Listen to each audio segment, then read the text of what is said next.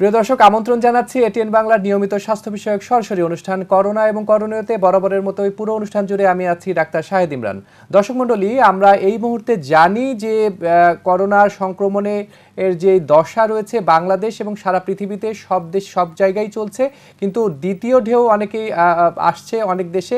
আমরা সংক্রমণ যে নিয়ন্ত্রণ করেও কিন্তু দ্বিতীয় ঢেউটি আসলে অনেক দেশেই এসেছে। সুতরাং বাংলাদেশের আসলে দশা নিয়ে কথা বলবো এই করোনা ভাইরাসের সংক্রমণের, এবং নীরব যে সংক্রমণ চলছে সেই সংক্রমণ নিয়ন্ত্রণ করবার জন্য বাংলাদেশে কি কি পদ্ধতি রয়েছে, কিভাবে স্বাস্থ্য ব্যবস্থা চলছে সেই বিষয়গুলো নিয়ে কথা বলবো নাক কান গলা বিষয়ে। এবং একই সাথে আমরা এই যে বক্ষ ব্যাধি যেই সমস্যাগুলো আমাদেরকে খুব বেশি নাড়া দেয়, বেশি সমস্যা তৈরি করে, এবং সামনে শীতকাল রয়েছে, সেই সময়ে কি করা প্রয়োজন সেইগুলো পরামর্শ নিয়ে আমরা আলোচনা করব আজকের এই অনুষ্ঠানে। দর্শক, আমাদের সাথে আছেন দেশ বরেণ্য দুজন চিকিৎসক এবং চিকিৎসা বিজ্ঞানী অধ্যাপক। আমাদের এটিএন বাংলার স্টুডিওতে আছেন অধ্যাপক ডাক্তার আবু ইউসুফ ফকির, বিশিষ্ট নাক কান গলা বিশেষজ্ঞ, অতিরিক্ত মহাপরিচালক স্বাস্থ্য অধিদপ্তর। এবং দর্শক মণ্ডলী, অনলাইনে আছেন অধ্যাপক doctor Atiqur Rahman, chairman respiratory medicine বিভাগ এবং ট্রেজারার বঙ্গবন্ধু শেখ মুজিব মেডিকেল বিশ্ববিদ্যালয়।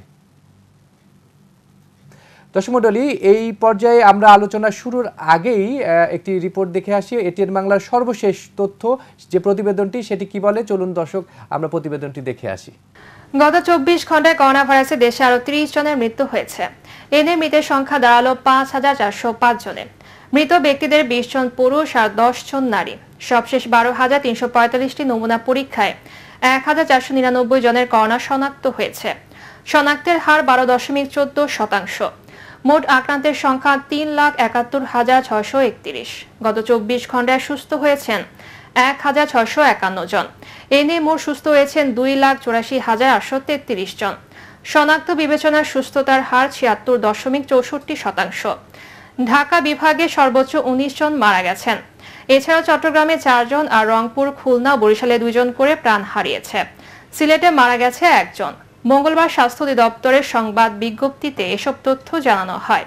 দর্শক মণ্ডলী, সুতরাং প্রতিবেদনটি কিন্তু বলে দিচ্ছে যে সংক্রমণ কিন্তু এখনো চলছে এবং মৃত্যু হারটিও কিন্তু কমেনি। সুতরাং এইরকম একটি অবস্থায় আমাদেরকে সচেতনতার কোনো বিকল্প নেই। দর্শক মণ্ডলী, আজকে যে বিষয়গুলো নিয়ে আমরা আলোচনা করব, অধ্যাপক ডাক্তার আবু ইউসুফ ফকির, আপনি দীর্ঘদিন থেকে নাক কান গলা বিষয়ে বিশেষজ্ঞ হিসেবে সেবা দিয়ে যাচ্ছেন, মানুষের কাছে সেবা দিয়ে যাচ্ছেন, এবং এই সময়কালে আপনি একজন ফ্রন্টলাইন যোদ্ধা। অধ্যাপক আবু ইউসুফ ফকির, আপনার কাছে একটু জানতে চাই যে আমি যেমনটি করে প্রথমে বলছিলাম যে দ্বিতীয় ঢেউ অর্থাৎ সেকেন্ড ওয়েভ নিয়ে কিন্তু মানুষের মনে একটি প্রশ্ন এসেছে, গণমাধ্যমেও আমরা এই বিষয়টি শুনতে পাচ্ছি। আসলে দ্বিতীয় ঢেউটি কি? আমাদের বাংলাদেশে আসলে প্রথম ঢেউয়েরই বা কি অবস্থা, বা বাংলাদেশ কোন দশায় রয়েছে করোনা সংক্রমণে? আমাদের প্রথম করোনা শুরু হয় 8ই মার্চ থেকে। জি। তো সেটা যদি আমরা হিসাব করি, প্রায় আমাদের 7 মাস অতিক্রান্ত হয়ে গেছে। এবং ওয়েবটা যেমন ছিল, আমাদের কিন্তু কিছুদিন আগে ওয়েব ছিল আপনার 22%, 23% শনাক্তের হার। জি। এখন সেটা নেমে এসেছে, একটু আগে দেখলাম আমরা 12%, 11% বা 13% এরকম। আমরা 10-এর নিচে না নামলে কিন্তু এটাকে আমরা নিরাপদ বলতে পারি না। বা সবচেয়ে ভালো হচ্ছে 5-এর নিচে নামলে, সেটা আসে নাই। যেহেতু এখন পর্যন্ত প্রথম ওয়েবই শেষ হয় নাই, সেক্ষেত্রে সেকেন্ড ওয়েবের কথা আমরা বলতে পারি না। সেকেন্ড ওয়েব তখনই বলবো যদি এটা আবার বেড়ে যদি আবার 13, 14, 15, 20-22% ওইভাবে আবার যদি বাড়তে থাকে। এখন যেটা বাড়তেছে, যেটা 11, 12 একটা প্লাটু ফেজের মধ্যেই কমের দিকে একটা প্লাটু ফেজে চলতেছে, একটা স্থিতি অবস্থা বিরাজ করছে। হ্যাঁ, যার জন্য আমরা এখন এটাকে সেকেন্ড ফেজ আমরা আনতে রাজি না, হয়তো অপেক্ষা করতে হবে। এটা কি সেকেন্ড ফেজ? আবার এমন হতে পারে, যেহেতু আমাদের এই ফেজটা দীর্ঘদিন যাবত চলতেছে ফার্স্ট ফেজ, সেই ক্ষেত্রে হয়তো হার্ড ইমিউনিটি যে ডেভেলপ করে সেটাও কিন্তু আমরা জানি না। কারণ আমাদের এই ক্ষেত্রে যদি এখন আমরা প্রচুর পরিমাণ অ্যান্টিবডি টেস্ট করতে পারতাম, তাহলে আমরা ইমিউনিটির পরিমাণটা কেমন সেটা কিন্তু আমরা বুঝতে পারতাম। জি স্যার, যেটি বলছেন যে অ্যান্টিবডি টেস্ট করতে পারলে হয়তো অনেকটা বোঝা যেত। স্যার, অ্যান্টিবডি টেস্টিংয়ের যেই সব বিষয় রয়েছে বাংলাদেশে, আরটিপিসিআর আমরা করে চিকিৎসাটা করছি, তো অ্যান্টিবডি টেস্ট না, আরটিপিসিআর দিয়ে করছি, কিন্তু আপনি যে অ্যান্টিবডি টেস্টের কথা বললেন, এই টেস্টটি কি বাংলাদেশে অ্যাভেলেবল আছে কিনা, বা পরবর্তীতে আসলে করা সম্ভব কিনা? এটা করা সম্ভব, এটা কিন্তু অনেকে ফর্মুলা দিয়েছিল, তো সেই ক্ষেত্রে এটা করা সম্ভব। এটা খরচও খুব কম, একটা স্ট্রিপ কিনলেই হয়, সেটা খুব বেশি না। এটা আবার একটা অসুবিধা, যেটা হচ্ছে এটা তো আপনি রুগী ডায়াগনোস করতে পারতেছেন না। আপনি ইমিউনো সার্ভিলেন্স করার জন্য এটি ভালো, কিন্তু বাট এটা দিয়ে কিন্তু আমি রোগ ডায়াগনোস করতে পারবো না, জি। যে আমার ইমিউনিটি স্ট্যাটাসটা কেমন আছে এটা বোঝার জন্য এই টেস্টের প্রয়োজন আসলে অ্যাকচুয়ালি। আবার র্যাপিড অ্যান্টিজেন টেস্ট যেটি আছে সেটা, যেটা বোম্বে, দিল্লি এবং আমাদের দেশে এটি অনুমোদন দেওয়া হয়েছে, সেটা কিন্তু আবার দেখলে আপনি সাথে সাথে আপনি টেস্ট করে বুঝতে পারবেন যে এই রোগী নাকি। এটা সুবিধা হচ্ছে র্যাপিড অ্যান্টিজেন টেস্ট করলে আমরা একটা কিডনি রোগীর ডায়ালাইস করব, জি। অথবা একটা সিজারিয়ান সেকশন করব, অথবা একটা এটা লোক আমার emergency অফিসে service দেওয়ার ক্ষেত্রে, জি। ঢুকবে, সে করোনা পজিটিভ না নেগেটিভ আমি সাথে সাথে বুঝতে পারতেছি। ইমার্জেন্সি সার্ভিসের ক্ষেত্রে খুবই গুরুত্বপূর্ণ। খুবই গুরুত্বপূর্ণ। জি, ধন্যবাদ। খুব চমৎকার করে বলছিলেন আবু ইউসুফ ফকির যে আসলে টেস্টটি কিভাবে করা প্রয়োজন এবং আমাদের বাংলাদেশে আসলে এই সংক্রমণের কোন দশায় আমরা রয়েছি সেই বিষয়টি খুব চমৎকার করে বলছিলেন। দর্শক মণ্ডলী, আমাদের সাথে অনলাইনে যুক্ত আছেন বঙ্গবন্ধু শেখ মুজিব মেডিকেল বিশ্ববিদ্যালয়ের রেসপিরেটরি মেডিসিনের চেয়ারম্যান এবং ট্রেজারার অধ্যাপক ডাক্তার আতিকুর রহমান।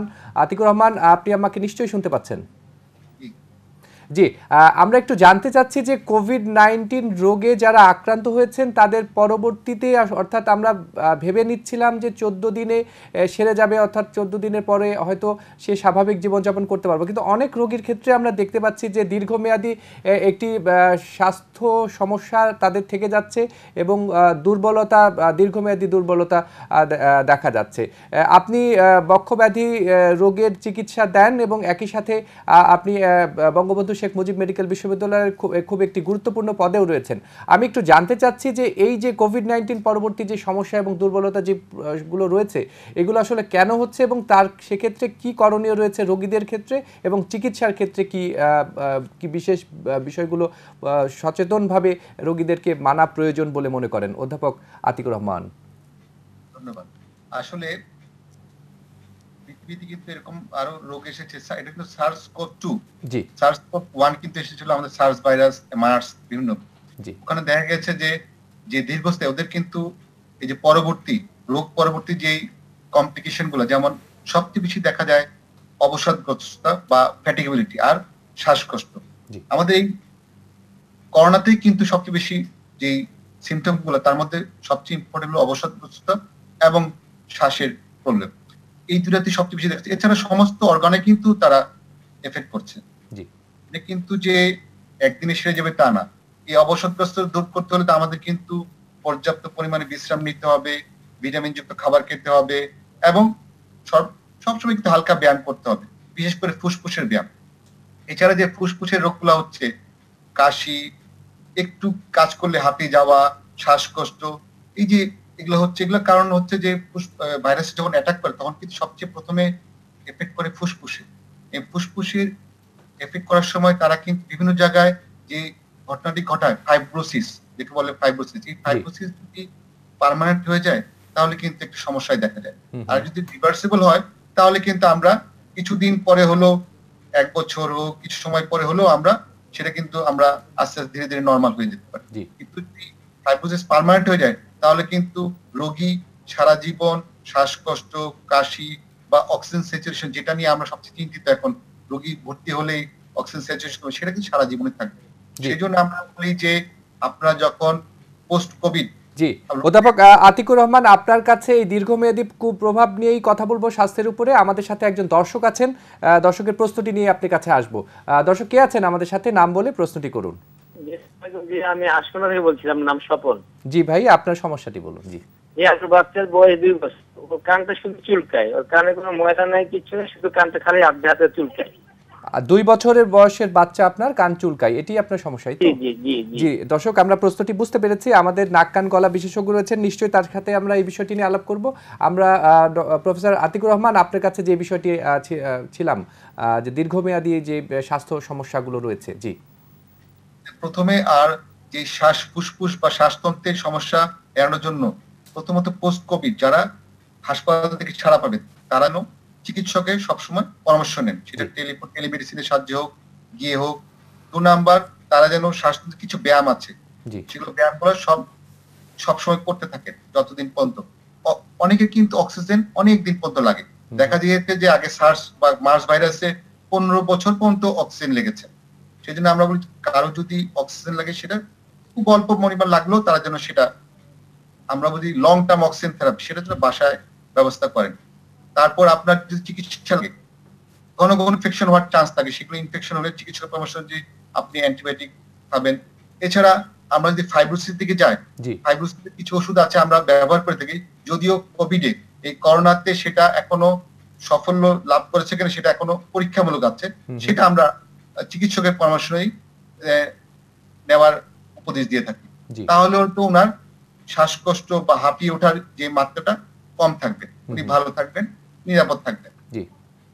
জি, ধন্যবাদ আতিকুর রহমান। আপনি খুব সুন্দর করে আসলে বলছিলেন যে কেন এই দুর্বলতা বা দীর্ঘমেয়াদী প্রভাব থেকে যাচ্ছে, সেই বিষয়গুলো নিয়ে আরও আপনার সাথে আলোচনা রয়েছে এবং এই শ্বাসতন্ত্রজনিত অনেক সমস্যা, সামনে শীতকাল আছে, সেই বিষয়গুলো নিয়ে আমরা জানতে চাইবো, আপনার কাছে আসবো। আপনি আমাদের আলোচনাতেই আছেন, আপনি নিশ্চয়ই থাকবেন এবং আমাদের সাথে অধ্যাপক ডাক্তার আবু ইউসুফ ফকির। যেমনটি করে প্রফেসর আতিকুর রহমান বলছিলেন যে এই দীর্ঘমেয়াদী এই সমস্যাটি থেকে যাচ্ছে। স্যার, আপনার কাছে একটু জানতে চাই যে এই যে বর্তমানে আপনি দ্বিতীয় ঢেউ নিয়ে কথা বলছিলেন, সেকেন্ড ওয়েভটা নিয়ে কথা বলছিলেন, আমাদের সামনে বাংলাদেশের স্বাস্থ্য ব্যবস্থায়, যেহেতু আপনি স্বাস্থ্য অধিদপ্তরের একজন গুরুত্বপূর্ণ পদে রয়েছেন, অতিরিক্ত মহাপরিচালক হিসেবে আছেন, দ্বিতীয় ঢেউটি কি বাংলাদেশে আবার আসবার কোনো সম্ভাবনা রয়েছে কিনা, বা বর্তমান আগামীতে আসলে স্বাস্থ্য ব্যবস্থায় আমাদের ক্ষেত্রে কি কি চ্যালেঞ্জ রয়েছে বা আপনাদের প্রস্তুতি বা কেমন?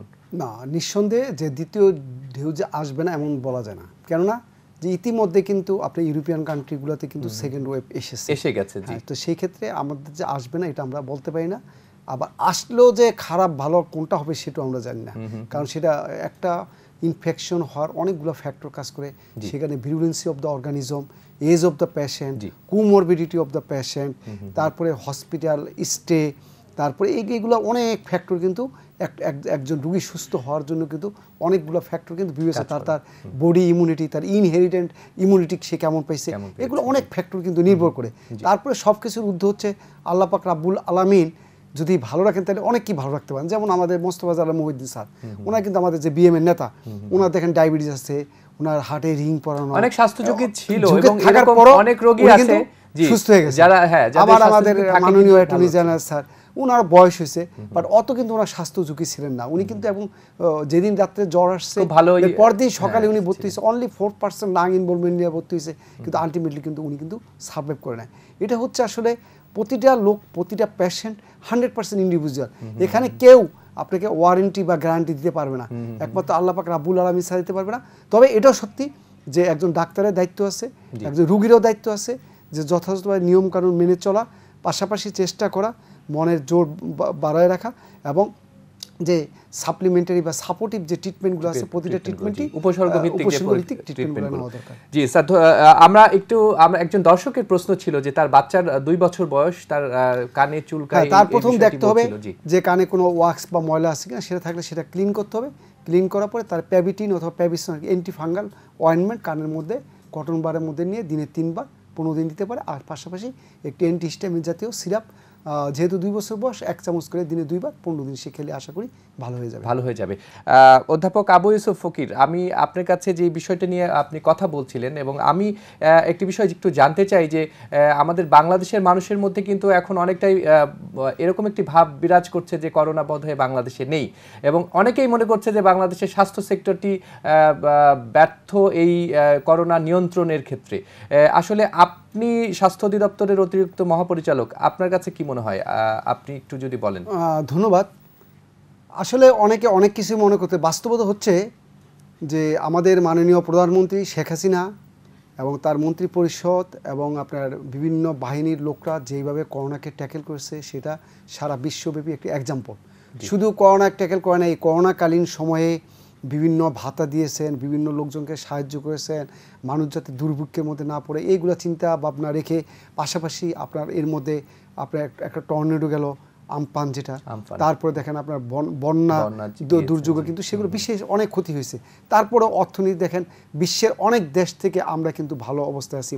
প্রায় আমাদের জিডিপি মনে এখন যে উচ্চমাত্রার মধ্যে 3-এর মধ্যে আমাদের অবস্থান আছে, এটা নিঃসন্দেহে ভালো। এটা আমাদের মাননীয় প্রধানমন্ত্রীর দূরদর্শিতা, আমাদের স্বাস্থ্যমন্ত্রীর অ্যাক্টিভিটিস, আমাদের ডাক্তারদের পরিশ্রম, আমাদের সিস্টারদের পরিশ্রম, আমাদের সাংবাদিক ভাইদের অধ্যাপক আবু ইউসুফ ফকির, আপনাদের এই আলোচনায় দর্শকের একটু প্রশ্নটা নিয়ে আসি, তারপরে আমরা আলোচনায় ফিরবো। দর্শক কে আছেন আমাদের সাথে, নাম বলে প্রশ্নটি করুন। জি, মোস্তফা কুশিগঞ্জ থেকে। জি ভাই, আপনার সমস্যাটি বলুন। জি যে আমার নাকে সবসময় সর্দি থাকে আর কি, নাকে একেবারে বন্ধ হয়ে থাকে প্রায় মাসের মধ্যে 15 থেকে 20 দিন। জি। আপনার কি হাসি হয়, নাকটা পানি পড়ে? আপনার নাকে পানি পড়ে কিনা, নাক দিয়ে পানি পড়ে কিনা, জি, বা জি, জি। আপনার শ্বাসের কোনো সমস্যা হাসি আছে? হয় কিনা? হাসির পর অনেক পানি না, পড়ে? কোনো সমস্যা নাই।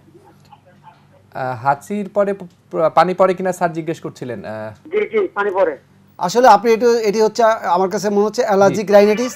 আপনি এই ক্ষেত্রে অ্যান্টিহিস্টামিন আর স্টেরয়েড স্প্রে আছে, অ্যাবা স্প্রে, আপনি এই দুটি ইউজ করতে পারেন। লং টাইম আপনাকে অ্যান্টিহিস্টামিন ধরে নিতে পারেন। এটা অলমোস্ট আপনাকে সারা জীবনই খেতে হবে, কারণ অ্যালার্জি রোগ কিন্তু ভালো হয় না, এটা প্রতিরোধ করে রাখা যায়, বাট এটা নট এ কিউরেবল ডিজিজ। জি, ধন্যবাদ দর্শক। আপনি নিশ্চয়ই আপনার এই প্রশ্নের উত্তরটি পেয়েছেন, এবং আমাদের স্যার খুব নাক কান গলা বিশেষজ্ঞ, উনি খুব চমৎকার করে বলছিলেন। স্যার যেটি বলছিলেন যে আসলে আমাদের স্বাস্থ্য ব্যবস্থার উপরে যে একটা চ্যালেঞ্জ রয়েছে, এবং আমরা দেখেছি যে বিভিন্ন দেশে কিন্তু চিকিৎসকদেরকে বিভিন্নভাবে প্রণোদিত করা হয়েছে, বিভিন্নভাবে তাদেরকে উৎসাহিত করা হয়েছে। আমরা পার্শ্ববর্তী রাষ্ট্রে দেখেছি যে বায়ুসেনাদের দিয়ে পুষ্প বৃষ্টি দেয়া হয়েছে।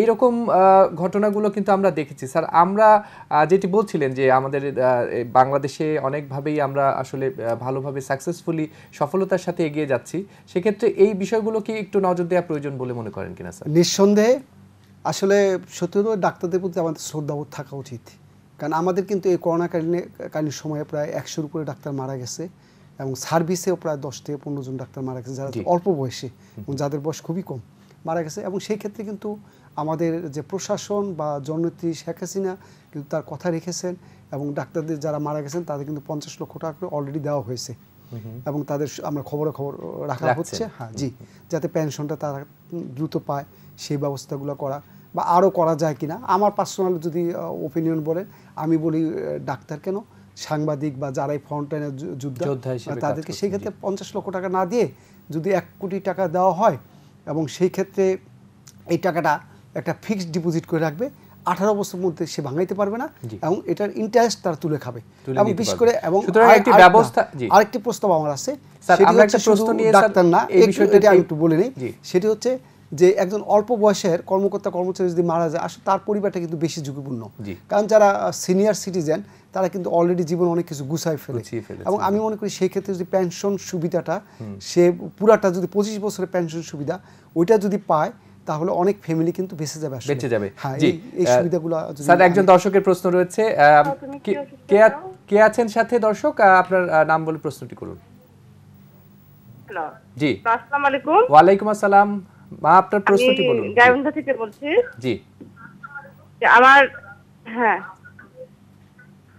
জি বলুন। আপনার টেলিভিশনে ফরেন থেকে আমার মেয়ে নাকে মাংস বাড়া আছে এক পাশে, এবং এক পাশে হাড় বাঁকানো। জি, হাড় বাঁকানো। আপনার মেয়ের বয়সটি কি বলবেন? বয়স 13 বছর। ঠিক আছে, বয়স সমস্যা না। আপনার যদি নাক বন্ধ থাকে, এক পাশে হাড় বাঁকানো এবং এক পাশে ওই মাংস বাড়া। হ্যাঁ, আপনার কথা শুনে মনে হচ্ছে এটা ডিএনএস। জি, দর্শক আমরা শুনতে পেয়েছি আপনার প্রশ্নটি, হয়তো আপনার সার্জারি করা লাগবে। জি স্যার, যেটি হ্যাঁ বলছিলেন। না, এটা হচ্ছে তার যেহেতু ডিএনএস আছে, তার হয়তো এটা সার্জারি করা লাগবে। যেহেতু কথা হচ্ছে যে no symptom no treatment, symptom থাকলে আপনাকে ট্রিটমেন্ট নিতে হবে। সেক্ষেত্রে এই রোগের আসলে কি ধরনের চিকিৎসা? এটা সেপ্টোপ্লাস্টি বলি আমরা, জি, বা এসএমআর করে এটা করা যাবে। জি, ধন্যবাদ স্যার, আপনি খুব চমৎকার করে বলছেন, এবং এই রোগের চিকিৎসাগুলো কিন্তু আপনারাই দিয়ে থাকেন, এবং আমরা জানি যে আপনি খুব প্রসিদ্ধ হস্ত। দর্শক মণ্ডলী শুনছিলেন নাক কান গলা নিয়ে যে সমস্যাগুলো হয় সেগুলো নিয়ে আমরা কিন্তু কথা বলছি। আমাদের সাথে একজন বক্ষব্যাধি বিশেষজ্ঞ আছেন, অধ্যাপক আতিকুর রহমান। অধ্যাপক আতিকুর রহমান, আমরা এর আগে আলোচনা করছিলাম যে দীর্ঘমেয়াদী স্বাস্থ্যের যে ঝুঁকিগুলো সেগুলো নিয়ে কথা বলছিলাম। আমরা একটু জানতে চাই যে আসলে এই যে আগামীতে শীতকাল আসছে, অনেকের মনে একটি প্রশ্ন জাগছে এবং শঙ্কাও কাজ করছে যে শীতকালে তো সাধারণত ঠান্ডা কাশি জনিত সমস্যা বা শ্বাসতন্ত্রের প্রদাহজনিত সমস্যা কিন্তু অনেকটাই বেড়ে যায়। সেক্ষেত্রে এই যে নোভেল করোনা ভাইরাসের যে একটি প্রাদুর্ভাব চলছে, একটি মহামারী বা অতিমারী যেটি বলি না কেন এটি চলছে, এই আগামীতে কি আসলে করোনা ভাইরাসের সংক্রমণ কি আরো বেড়ে যেতে পারে কিনা, বা সেক্ষেত্রে আমাদের আসলে কি করণীয় রয়েছে? অধ্যাপক আতিকুর রহমান। আসলে শীতকালে কিন্তু আমাদের ফুসফুস বা শ্বাসতন্ত্রের রোগ অনেক কিছু বেড়ে যায়, কাশি, ঠান্ডা, আবার শ্বাসতন্ত্রের বিভিন্ন infection, upper lower respiratory infection, এগুলো বেড়ে যায়। এবং দেখা যায় যে এক্সট্রিম অফ এজ যারা বয়স্ক এবং ছোট বাচ্চারা তারা সবচেয়ে বেশি এফেক্টেড হন, এবং নিউমোনিয়ার প্রকোপ কিন্তু প্রচুর পরিমাণে হয় বেড়ে যায়। জি। এবং আমাদের মধ্যে কিন্তু এখন করোনা আর একটু যোগ হয়েছে করোনা, এবং এই শীতকালে কিন্তু একটা আমরা ঝুঁকিতে আছি। অন্যান্য শীতকালীন দেশে যেমন একটা সেকেন্ড ঢেউ চলছে, জি। কিন্তু আমাদের দেশে অন্যান্য শীতকালীন দেশের মতো না হলেও কিছুটা শীত তো পড়ে। তা আমরা একটা যে ধারণা করছি শীত একটা সেকেন্ডেও আসতে পারে, সেই জন্য আমাদের প্রস্তুতি নিতে হবে। জি। এই প্রস্তুতি যেহেতু পূর্ণাঙ্গ চিকিৎসা বা প্রতিষেধক এখন আবিষ্কার হয়নি, সেই জন্য আমাদের প্রতিরোধ দিকেই আগাতে হবে। সেই জন্য আমরা একটু ঢিলেঢালা হয়ে গেছি, আমাদের মধ্যে সচেতনতা বা সতর্কতা কমে গিয়েছে। আপনি লক্ষ্য করবেন বেশিরভাগ মানুষ মাস্ক পরিধান করছেন না, সতর্কতা মানছেন না। আমাদের কিন্তু সবচেয়ে প্রথম কিন্তু এই যে স্বাস্থ্যবিধি মেনে চলতে হবে। জি। স্বাস্থ্যবিধি কথাটা বারবার বলতে হবে যে স্বাস্থ্যবিধি মেনে চলুন। আপনার অযাচিত ঘর থেকে বেরোবেন না।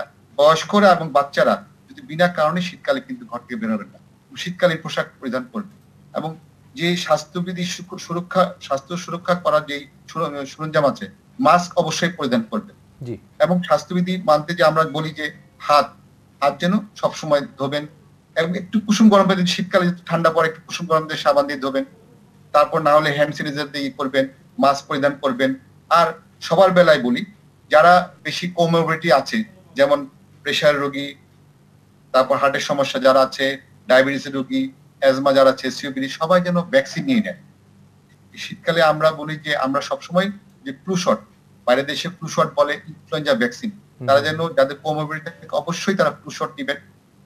আচ্ছা। এবং যারা এই স্বাস্থ্য কর্মী আছেন তারাও নেবেন, কারণ তারা বেশি আক্রান্ত হওয়ার চান্স বেশি থাকবে, এক্সপোজারটা বেশি। জি। এক্সপোজার বেশি থাকবে। অবশ্যই তারা এই শীতকালে আপনারা ইনফ্লুয়েঞ্জা ভ্যাকসিনটা নেবেন। জি। এবং স্বাস্থ্যবিধি মানবেন। বারবার আমরা যেন এটাকে অবশ্যই প্রচার মাধ্যমে লোকদের এগিয়ে আসতে হবে যে এই স্বাস্থ্যবিধি মেনে চলতে হবে, আপনাদেরকে মাস্ক পরিধান করতে হবে, আপনাদের হাত বারবার ধুতে হবে, এবং স্বাস্থ্য সুরক্ষার যে সরঞ্জাম অবশ্যই মাস্ক পরবেন। কারণ আপনি দেখুন যে আমাদের মধ্যে এখনো কিন্তু পূর্ণাঙ্গ চিকিৎসা বা ওই প্রতিষেধক কিন্তু আবিষ্কার হয়নি। এটা দিয়ে আমাদের প্রতিরোধ করতে হবে রোগটাকে। এবং এই যারা যদি ঠান্ডা কালীন সময় যে কারো যদি ঠান্ডা লাগে অবশ্যই আমরা মনে করি না যেন এটা কমন ফ্লু হয়েছে, তা না। অবশ্যই তাদেরকে আইসোলেশন রেখে তাদেরকে চিকিৎসা নিতে হবে। এবং আপনাদের চিকিৎসকের পরামর্শ, সবসময় চিকিৎসকের পরামর্শ নিতে হবে। জি, ধন্যবাদ ডাক্তার আতিকুর রহমান। আমরা একটু এর সাথে যদি যুক্ত করি যে গবেষণার বিষয়ে আসলে বঙ্গবন্ধু মেডিকেল বিশ্ববিদ্যালয় বেশ কিছু গবেষণা করছেন এবং অন্যান্য হাসপাতালও করছে। সেক্ষেত্রে এই রোগের চিকিৎসার যেসব গবেষণা আপনাদের বঙ্গবন্ধু মেডিকেল বিশ্ববিদ্যালয়ে হচ্ছে, সেক্ষেত্রে কোনো সফলতার গল্প কি আছে, বা আমরা কি কোনো বিশেষ কিছুদিন আগে অবশ্য আমরা কনভালেসেন্ট প্লাজমা নিয়ে একটি তথ্য আমরা দেখেছি যে আপনারা বঙ্গবন্ধু মেডিকেল বিশ্ববিদ্যালয়ে সেই গবেষণাটি হয়েছে, যে প্লাজমার সেই রিপোর্টটি কিন্তু নেচার এই পত্রিকায় কিন্তু ওরা দিয়েছে। সেক্ষেত্রে বঙ্গবন্ধু শেখ মুজিব মেডিকেল বিশ্ববিদ্যালয়ের যে গবেষণাগুলো চলছে তার কি অবস্থা? আমরা জানি যে মাননীয় প্রধানমন্ত্রী এই গবেষণাকে খুব গুরুত্ব দিয়েছেন। আপনাদের সেখানে কিভাবে গবেষণাগুলো চলছে বা কোনো সফলতা আপনারা পেয়েছেন কিনা চিকিৎসা ক্ষেত্রে? আসলে এটা কিন্তু একটা নোভেল করোনা ভাইরাস। জি। সারা বিশ্বে কিন্তু সবাই গবেষণা করছে। গবেষণার আসলে রেজাল্ট পেতে অনেকদিন সময় লাগবে, কারণ আমরা এই গবেষণা শুধু এই ছোট্ট একটা সেন্টারে করলে হবে না। আমাদের বিভিন্ন সারা বাংলাদেশেই স্যাম্পলিং এর মাধ্যমে, র্যান্ডম স্যাম্পলিং এর মাধ্যমে চিকিৎসা করতে হবে। এই যেমন নানাবিধ মানুষজন যেমন আগে প্রথম দিকে চিকিৎসা করোনা সিমটম দেখলেই তারা কিন্তু বাসায় বসে এই ওষুধগুলোকে খেয়ে ফেলতেন, আইভারমেকটিন বা ওই যে এজিথ্রোমাইসিন, হাইড্রক্সিক্লোরোকুইন। জি। হাইড্রক্সিক্লোরোকুইন। আসলে এটা কিন্তু বিনা কারণে খাওয়ার কোনো দরকার নেই। জি। আপনি যদি আক্রান্ত হন, আপনার যদি মাইল্ড থাকে, অন্য কোনো সিমটম থাকে, তাহলে কিন্তু আপনার খুব বেশি ইয়েতে আসছে না। এটা অবশ্য গবেষণার দীর্ঘমেয়াদী আরো লং স্ট্যান্ডিং আবার র্যান্ডম স্যাম্পলিং মধ্যে ভালো মতো গবেষণা করলে বেরিয়ে আসবে। তারপর শ্বাসকষ্ট দেখা যাচ্ছে, পোস্ট কোভিড সিমটম গুলো বেশি দেখা যাচ্ছে। যারা সিরিয়াস রোগী, ক্রিটিক্যাল পেশেন্ট, ম্যাক্সিমাম দেখা যাচ্ছে আক্রান্ত হচ্ছে ফুসফুস, অন্য সিস্টেমে আমাদের আক্রান্ত হচ্ছে, তবে শীতে। এবং দেখা যাচ্ছে যে নেগেটিভ হয়ে যাওয়ার পর তাদের অনেক শ্বাসকষ্ট থাকছে, সেজন্য অনেক রোগী থাকছে প্রায় মাসখানেকের উপরেই হাসপাতালে অবস্থান করছেন। তাদের এই যে অক্সিজেনের নেওয়ার ক্ষমতাটা সেটা কিন্তু আস্তে আস্তে কমে যাচ্ছে। কেন? তাদের ওই যে ফুসফুসে আক্রান্ত হওয়ার পরে ফাইব্রোসিস যে বলে থেকে আমরা ফাইব্রোসিস রোগটি দেখা দিচ্ছে। সেই জন্য সেটা প্রিভেন্ট করার জন্য আমরা কিছু কিছু ওষুধ দেওয়ার চেষ্টা করছি যে এটা প্রিভেন্ট করা যায় কিনা বা রিভার্সিবল এই পূর্বে অবস্থায় ফেরত দেওয়া যায় কিনা, সেগুলো সব পরীক্ষামূলক আমরা চেষ্টা চালাচ্ছি। এগুলো নোবেল সারা বিশ্বেই কিন্তু এটা ব্যাপারে পরীক্ষামূলক চলছে, কেউ কিন্তু এখনো প্রকাশ করতে পারেনি। আমরা আশা করি আস্তে দীর্ঘমেয়াদী অনেক বছর আস্তে আস্তে সেগুলো করলে আমরা হয়তো সফল হব। অর্থাৎ খুব সুনিশ্চিত আসলে চিকিৎসা ব্যবস্থা এখনো আসেনি বা গবেষণা করছে। তুমি যে পোস্টটি যুক্ত করতেছিলা যে প্লাজমা থেরাপি নিয়ে, আসলে প্লাজমা থেরাপিটা পৃথিবীতে 100 বছর আগে এসেছে। জি, তার নাম হচ্ছে ইভান বোরিং ইমেল। জি জি, যে প্রথম এটা কখন আসলো যখন একসময় ডিপথিরিয়ার আমাদের কিন্তু প্রচুর ডিপথিরিয়া রোগী হতো, ডিপথিরিয়ার টিকা ছিল না, ডিপথিরিয়া মানুষ মারা যেত, এবং ডিপথিরিয়া রোগীদের থেকে কনভেনশন প্লাজমা নিয়ে এই থেরাপি শুরু হয়। এটা কিন্তু নতুন কিছু না, এটা পুরানো একটা পদ্ধতি। আর কনভেনশন পিরিয়ড আমরা কাকে বলি? একটি রোগী ডিজিজ ফ্রি হওয়া থেকে শুরু করে তার পূর্বে স্বাস্থ্য যাইতে যে সময়টা লাগে এই সময়টাকে আমরা বলতেছি কনভেনশন পিরিয়ড। এই পিরিয়ডে তার যেহেতু সে ইমিউনিটি ফাইট দিয়ে সে সুস্থ হয়েছে, তার মানে তার বডিতে সাফিসিয়েন্ট অ্যান্টিবডি আছে। তাহলে যদি আমি অ্যান্টিবডি একটি মুমূর্ষু রোগীকে দেই, তাহলে তাকে হেল্প করা, বিশেষ করে আইসিইউতে বা খারাপ রোগীগুলোকে এটা প্লাজমা থেরাপি দেওয়া হয়, এবং সেটার সাকসেস কিন্তু একেবারে খারাপ না। যেহেতু আইসিইউতে যে রোগীগুলো না আমরা ধরেই নেই, এই রোগীগুলো ব্যাক করবে না। এইটা নিয়ে কথা বলবো। একজন রোগীর প্রশ্ন আছে, কে আছেন দর্শক আমাদের সাথে? নাম বলে প্রশ্নটি করুন। জি, আমার নাম মেহেরুন্নেসা, আমার বয়স হলো 67 বছর। আমি ডাক্তার বক্ষব্যাধি ডাক্তারের সঙ্গে কথা বলতে চাচ্ছি। জি শুনছেন, আপনি বলুন, আপনার সমস্যাটি বলুন মা। হ্যাঁ, সমস্যাটা হচ্ছে আমি একটা ভ্যাকসিন নিতে চাচ্ছি, জি, নিউমোনিয়ার। সেটা আমার জন্য প্রযোজ্য কিনা? প্রেভনার। ঠিক আছে, আমরা বুঝতে পেরেছি। আপনার আর কোনো সমস্যা রয়েছে কিনা এর সাথে?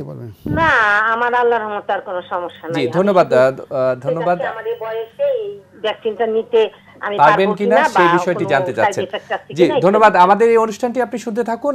নিশ্চয়ই আপনার এই প্রশ্ন নিয়ে আমরা বক্ষব্যাধি বিশেষজ্ঞ অধ্যাপক ডাক্তার আতিকুর রহমান, তার কাছে আমরা যাব। আমরা স্যার আপনার কাছে যেটি বলছিলেন এটি একটু শেষ করে আমরা এই প্রশ্নের উত্তরে যাব। প্লাজমা থেরাপি এবং ওই ভদ্রলোক কিন্তু নোবেল প্রাইজ পেয়েছে। প্লাজমা থেরাপি আবিষ্কার করে তখন কিন্তু সে নোবেল প্রাইজ পেয়েছে, এবং সেটা কিন্তু এখন বিভিন্ন দেশে দিচ্ছে। অর্থাৎ আমাদের এখানে দেওয়া হয়েছে, কখনো ভালো কখনো খারাপ। যে প্লাজমা থেরাপি দেওয়ার জন্য খারাপ হয়েছে তা না, হয়তো রোগীর অন্য উপসর্গগুলো এত বেশি সিভিয়ার যার জন্য হয়তো প্লাজমা থেরাপি ওইভাবে রেসপন্স করে নাই, সেটা তো হইতেই পারে। আবার সেখানে কিন্তু টাইটার দেখতে হয়। টাইটার হচ্ছে 1:180 যদি না হয় তাহলে সেই টাইটার আপনি কম টাইটার দিয়ে লাভ হবে না। সুতরাং টাইটারটা দেখেই আমাদের মনে হয় এই প্লাজমা থেরাপিটা দেওয়া প্রয়োজন। অধ্যাপক ডাক্তার আতিকুর রহমান, একজন দর্শকের প্রশ্ন ছিল, আমরা নিশ্চয়ই আমরা আপনার সাথে যুক্ত হব।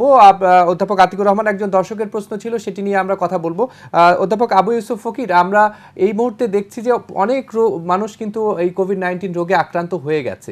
জীবন এবং জীবিকার প্রশ্নে কিন্তু দেখা গেছে যে সবাইকেই তাদের কর্মক্ষেত্রে যেতে হচ্ছে, কিন্তু অনেকের প্রশ্ন যে আসলে কবে অফিসে বা কর্মক্ষেত্রে সে যোগদান করতে পারবেন এই বিষয়টিতে। এবং যেমনটি আমরা বলছিলাম যে কোভিড-19 পরবর্তী অর্থাৎ 14 দিনের পরেও কিন্তু অনেকের সমস্যা থেকে যাচ্ছে। 14 দিন পরে কবে নাগাদ এমনি বলা হয় যে আপনার সিম্পটম ফ্রি হওয়ার 14 দিন পর। জি, সিম্পটম ফ্রি হওয়ার কেমন?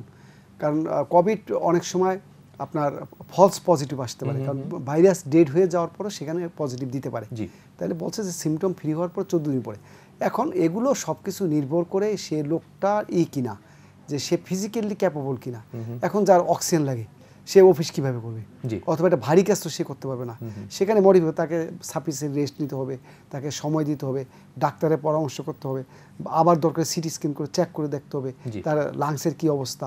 এগুলো সব কিছু দেখে একজন ডাক্তার এবং রোগী দুইজনে মিলে এই ডিসিশনটা নেবে যে সে কাজ করার জন্য সে ক্যাপেবল উপযুক্ত। এখন আপনি ঝুঁকি নিয়ে যদি আপনি কাজ করতে যান, আমার এক আত্মীয় আপনার দুবাই যাবে, সে এয়ারপোর্টেই মারা গেছে। কেন? সে ফ্রি ছিল, সে বলতেছিল আমার খুব দুর্বল লাগে, কিন্তু তার চাকরিটা বাঁচানোর জন্য সে ফ্লাই করছে, বাট ওইখানে যে সে মারা গেছে। এই যে অ্যাক্সিডেন্টগুলো, এটা যদি সে ডাক্তারের সাথে পরামর্শ করে বা ওইভাবে আর কয়েকটা দিন রেস্ট নিয়ে যেত, তাহলে হয়তো এই অ্যাক্সিডেন্টটা হতো না। সুতরাং সেক্ষেত্রে সতর্কতার কোনো বিকল্প নেই। কোনো বিকল্প নেই। দর্শক মণ্ডলী, আপনারা কিন্তু শুনছেন যে আসলে এই রোগটি কারো কারো ক্ষেত্রে খুবই মারাত্মক আকার ধারণ করেছে এবং এই যে কোভিড-19 পরবর্তী যে সমস্যাগুলো, সেই সমস্যাগুলো কিন্তু খুব সতর্কতার সাথে আমরা চিকিৎসা এবং চিকিৎসকের পরামর্শ মতো আপনাদের কাজকর্ম করবেন, এই প্রত্যাশা রইল। অধ্যাপক ডাক্তার আতিকুর রহমান, আপনি আমাদের সাথে নিশ্চয়ই আছেন।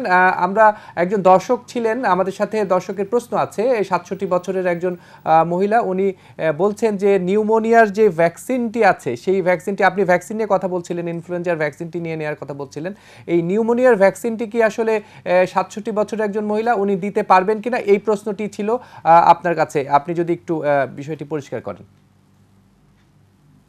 অবশ্যই নিতে পারবেন।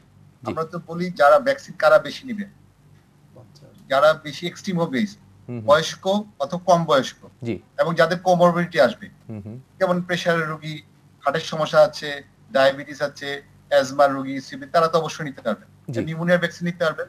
উনি লাইফ লং একটি নিউমোনিয়ার ভ্যাকসিন পাওয়া যায়, প্রথমে সেটা নেবেন এবং তার 2 মাস পরে যে একটি নিউমোভ্যাক্স বা যে 23 নামে, সেটা 2 মাস পরে একটা ভ্যাকসিন নেবেন। প্রথমে লাইফ লং ভ্যাকসিনটা নেবেন, তারপরে উনি আরেকটি নিউমোনিয়া ভ্যাকসিন নিয়ে নেবেন। জি, শিডিউল হিসাবে নিতে পারবেন। জি, ধন্যবাদ ডক্টর আতিকুর রহমান। এবং আমাদের সাথে যিনি প্রশ্ন করেছিলেন মা, 67 বছর বয়সী যে মহিলা প্রশ্ন করেছিলেন মা, আপনি নিশ্চয়ই আপনার প্রশ্নের উত্তরটি পেয়েছেন, অর্থাৎ আপনি ভ্যাকসিনটি নিয়ে নিতে পারবেন এবং সুরক্ষার জন্য, স্বাস্থ্য সুরক্ষার জন্য এটি খুব বিশেষ প্রয়োজন, যেটি আমাদের বক্ষব্যাধি বিশেষজ্ঞ উনি বললেন। অধ্যাপক আবু ইউসুফ ফকির, আপনার কাছে যে প্রশ্নটি ছিল আমার, যে আসলে আগামীতে আমাদের করণীয় বিষয়গুলো, যেমন সামনে যে চ্যালেঞ্জগুলো রয়েছে, বিশেষ করে আমাদের প্রতিষেধক টিকাটির ব্যাপারে আমরা আসলে একটু আশাবাদী বা আশার আলো দেখছি যে প্রতিষেধকটি আসলেই হয়তো আমাদের অনেকটা সুরক্ষা দেবে। বাংলাদেশ আসলে কতটুকু ভ্যাকসিন কূটনীতিতে এগিয়ে আছে, বা সারা বিশ্বে যেমন করে এই ভ্যাকসিনটি থার্ড ফেজ চলতেছে অনেক দেশে, আমরা কি শুরুর দিকেই এই ভ্যাকসিনটি পাবো কিনা, বা সেক্ষেত্রে আপনার কাছে কি তথ্য হচ্ছে? আশাবাদী, ভ্যাকসিন আমরা আসলে আমরা পাবো, এবং মাননীয় প্রধানমন্ত্রী কিন্তু কয়েকদিন আগে জাতিসংঘের সম্মেলন তিনি বলেছেন যাতে সারা বিশ্বের প্রতিটা লোকই যাতে ভ্যাকসিন পায়, এটা যাতে ওরকম ধনী গরিব দেশ যাতে বিভেদ না করে সবাই যাতে ভ্যাকসিন পায়, এটার জন্য কিন্তু উনি নিজেও আগ্রহ প্রকাশ করেছেন। পাশাপাশি আমাদের কিন্তু আপনার ইনসেপ্টা, ওরা ভ্যাকসিন বানায়, তারপর হচ্ছে আমাদের গ্লোব ফার্মাসিউটিক্যাল, ওরা একটা ভ্যাকসিনের থার্ড ট্রায়ালে ওরা বলতেছে, যেটা নাম দিচ্ছে হলো ব্যানকোভিড, কেমন। তারপর হচ্ছে যে আমাদের ভ্যাকসিনকো সালমান এফ রহমান, উনি কিন্তু অলরেডি ভারতের সিরাম ইনস্টিটিউট, যারা অক্সফোর্ড অ্যাস্ট্রাজেনিকার সাথে একটা কোলাবোরেশনে, সিরাম ইনস্টিটিউট যেটা পুনেতে আছে, সেটার সাথে কিন্তু ওরা কথা বলতেছে এবং অলরেডি একটা চুক্তি করেছে যে ভ্যাকসিন আসার সাথে সাথে পাবে। এবং অন্য অন্য কোম্পানি আছে, ফাইজার আছে, আবার এই যে আপনার মডার্না আছে, বিভিন্ন দেশের সাথে কিন্তু আমাদের কমিউনিকেশন হচ্ছে। আমরা আশা করি ইনশাল্লাহ ভ্যাকসিন পাবে, এবং এই ভ্যাকসিনের জন্য সাফিসিয়েন্ট আমাদের ফান্ডও আছে, আমাদের ম্যান পাওয়ারও রেডি আছে, আমাদের যে ইপিআই যে শিডিউল, সেই এরা কিন্তু দেয়, ওইভাবে দেওয়া যাবে ভ্যাকসিনগুলো। কেননা ভ্যাকসিনেশনে বাংলাদেশ একটা রোল মডেল বলেই বলা যেতে পারে, যে সারা বিশ্বে ভ্যাকসিনকে বাংলাদেশের সরকার যেভাবে প্রচলিত করেছে, ওয়ার্ল্ড হেলথ অর্গানাইজেশন যে প্রজেক্ট, যে আমাদের গেবি যেটাকে বলে, যে global alliance for immunisation and vaccination immunisation programme, তারা কিন্তু অলরেডি এটা ইনভলভ আছে। জি, ধন্যবাদ অধ্যাপক আবু ইউসুফ ফকির। আমরা প্রতিষেধক নিয়ে যে বিষয়টি আমাদের শঙ্কা মনে, সেই নিশ্চয়ই আপনি আপনার এই কথা দিয়ে সেটি অনেকটা পরিষ্কার হয়ে গেছে। অধ্যাপক আতিকুর রহমান, আমরা অনুষ্ঠানের একেবারে শেষ পর্যায়ে আছি, আপনি খুব ছোট্ট করে যদি বলেন যে আসলে এই যে সামনের দিনগুলোতে শীতকাল এবং এই যে এখন যেই সময়টি চলছে, আমাদের প্যান্ডেমিক যে সিচুয়েশনটি চলছে, এই সময়টিতে আসলে আমাদেরকে কিভাবে সাধারণ মানুষের জন্য কি পরামর্শ রয়েছে, কেননা আপনারা বিভিন্নভাবে এই সাধারণ মানুষদেরকে চিকিৎসা করে যাচ্ছেন, বিশেষ করে কোভিড-19 রোগীদেরকে, আপনার কাছে থেকে জানতে চাই সাধারণ মানুষের জন্য কি পরামর্শ আছে? ধন্যবাদ। আসলে সবার প্রতি অনুরোধ, আমাদের যে ঢিলেঢালা ভাব এসেছে সেটা দূর করুন, সতর্ক থাকুন, সচেতন থাকুন, স্বাস্থ্যবিধি বেশি করে মানুন, কারণ এইবার শীতকালে আমাদের আরো নতুন যোগ হচ্ছে করোনা, এবং স্বাস্থ্য সুরক্ষা সরঞ্জাম, ঘর থেকে বের হলে যেন আমরা মাস্ক পরিধান করি, এবং আমরা সবসময় হাত ধুই। আমরা যেন যাদের কোমরবিডিটি আছে বা আপনার স্বাস্থ্যকর্মী, সবাই যেন ভ্যাকসিন নেই, ইনফ্লুয়েঞ্জা ভ্যাকসিন, নিউমোনিয়া ভ্যাকসিন নিতে পারি, কিন্তু ইনফ্লুয়েঞ্জা ভ্যাকসিন তারা যেন অবশ্যই গ্রহণ করি, এবং আমরা যতগুলো নিয়ম কানুন আছে সবকিছু মানি, এবং আমরা শীতকালের যে পোশাক পরিচ্ছদ সেগুলো তো পরিধান করি, তাহলে কিন্তু আমরা নিরাপদ থাকতে পারবো, সুরক্ষিত থাকতে পারবো, দেশ ও জাতি সুরক্ষিত থাকতে পারবে। আর ভ্যাকসিনের ব্যাপারে লক্ষ্য করুন, এমন ভ্যাকসিনে কিন্তু আমাদের মাননীয় প্রধানমন্ত্রী জননেত্রী শেখ হাসিনা কিন্তু ভ্যাকসিন হিরো হয়েছে। সেটার জন্য আমরা সেই সম্মান রেখে আমরা যেন সবাই এই কালে যত কমিউনিটি লোকের আছেন, বয়স্ক, কম বয়স্ক লোক আছেন, রোগী আছেন, এছাড়া আপনার স্বাস্থ্যকর্মী সবাই যেন ভ্যাকসিন নেই। আমাদের কিন্তু ইনফ্লুয়েঞ্জা ভ্যাকসিন অনেক ক্ষেত্রেই ফ্রি দেওয়া হয়। জি, ধন্যবাদ অধ্যাপক ডাক্তার আতিকুর রহমান। খুব চমৎকার করে আপনি বলছিলেন আমাদের এটিএন বাংলার এই অনুষ্ঠানে, করোনা এবং করণীয় অনুষ্ঠানে আপনি যুক্ত হয়েছেন। আপনি আপনার কর্মক্ষেত্র হাসপাতাল বঙ্গবন্ধু মেডিকেল বিশ্ববিদ্যালয় থেকে, আপনাকে অসংখ্য ধন্যবাদ আমাদের সাথে যুক্ত হওয়ার জন্য। আমাদের সাথে অধ্যাপক আবু ইউসুফ ফকির আপনি আছেন, আপনাকে অসংখ্য ধন্যবাদ আমাদের সাথে যুক্ত হওয়ার জন্য। আমরা নিশ্চয়ই আপনাদেরকে আবার অন্য কোনো অনুষ্ঠানে পাবো। এবং একই সাথে দর্শক মণ্ডলী, আমরা এই চিকিৎসক যারা আসলে ফ্রন্ট লাইনে থেকে জীবন বাজি রেখে কাজ করে যাচ্ছেন তাদের প্রতি তাদের সুস্থতা কামনা করি।